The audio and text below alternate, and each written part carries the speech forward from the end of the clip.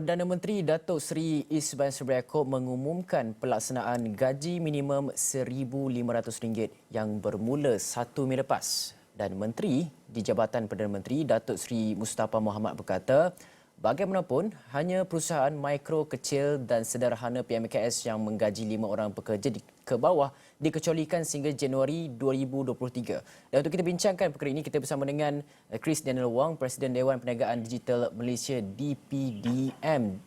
Chris, kita nak teruskan dengan perbincangan. PMKS dikecualikan dan diberi masa sehingga Januari 2023 untuk pelaksanaan gaji minimum RM1,500. Adakah masa yang diberikan ini mencukupi melihat kepada pasca COVID-19, pemulihan ekonomi negara, sempadan baru dibuka dan sebagainya? Pada pandangan saya dan juga business community secara keseluruhan, kita merasakan bahawa masa yang diberikan tu tak ada beza ni sebenarnya.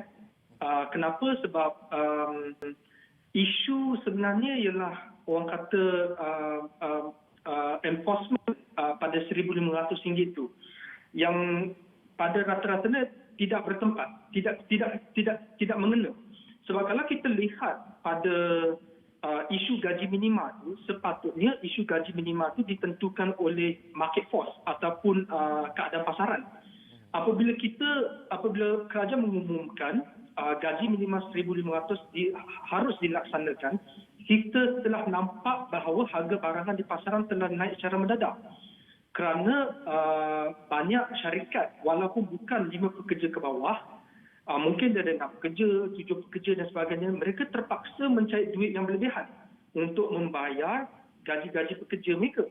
Jadi apabila mereka terpaksa mencari duit lebihan tu, kos tu dikembalikan ataupun dipas semula kepada para pengguna. Jadi pada pandangan kita di Dewan ni, tiada kena-mengena lah apabila kita sebut tentang tarikh dan sebagainya. Sebab isu ni ialah gaji minima tu sepatutnya tidak harus dilaksanakan pada pertama sekali. Isu gaji minima ni harus orang kata berdasarkan pada keadaan pasaran, market force. Keadaan pasaran di Arau Perlis dan juga di Kota Kinabalu Sabah dan juga di Kuala Lumpur adalah berlainan sama sekali. Itu pandangan kami. Dan Daniel, jadi bagaimana kerana berdasarkan penerimaan sentimen yang kita lihat untuk pekerja, ini satu berita yang gembira buat mereka. Mungkin untuk majikan ia satu berita yang sukar untuk mereka laksanakan seperti yang Chris Daniel katakan. Jadi bagaimana kita untuk melihat garis tengah, mencari titik tengah untuk pelaksanaan gaji minimum ini? Kerana kita juga lihat dan juga rasakan sekiranya gaji minimum itu tidak dilaksanakan, harga barang sepertinya tetap naik. Untuk mencari titik pertengahan tu, kita merasakan kita lebih pihak kementerian Sumber Manusia kena lebih banyak bermesyuarah dengan Dewan Perniagaan di pasaran seperti Dewan Perniagaan kami dan juga Dewan-Dewan Perniagaan yang lain. Seperti yang saya nyatakan tadi, kita harus menentukan gaji pasaran secara market force. Apabila kita lihat sekarang, terutamanya kedai-kedai makanan seperti kedai makanan India Muslim, kita panggil kedai mamak, dan juga kedai-kedai makanan, warung dan sebagainya, harga makanan pun sudah naik 20% dan sebagainya.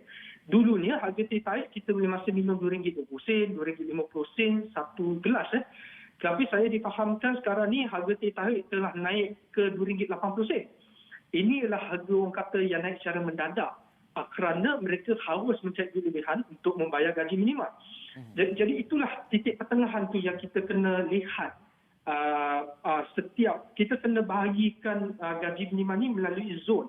Mungkin zon pertengahan di Kuala Lumpur dan sebagainya, di zon utara di Pulau Pinang dan juga di Perlis, dan juga mungkin di zon Borneo, Sabah dan Sarawak dan sebagainya.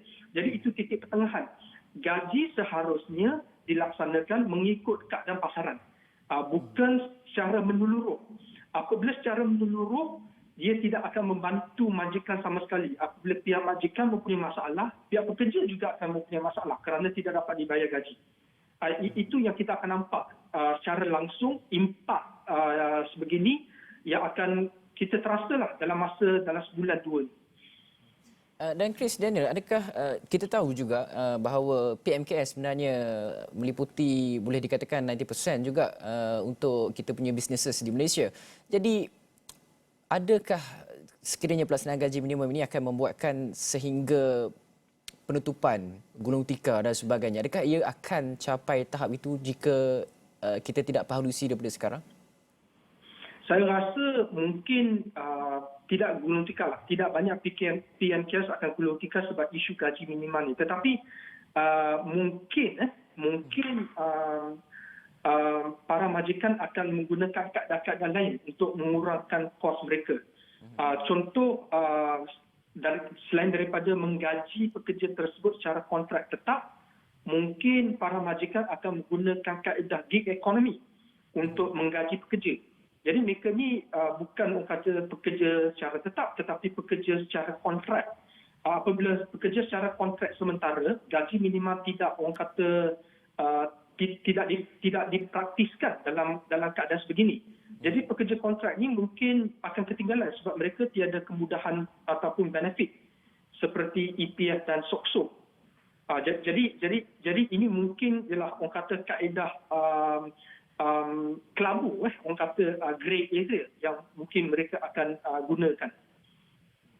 Okey, baik. Terima kasih Chris Daniel Wong, Presiden Dewan Perniagaan Digital Malaysia DPDM atas perkongsian pendapat berkaitan dengan pelaksanaan gaji minimum RM1,500 yang telah pun diwartakan sebenarnya baru-baru ini sejak daripada 1 Mei yang lalu dan kesan kepada PMKS dan yang dikecualikan hanyalah PMKS hinggalah pada Januari 2023.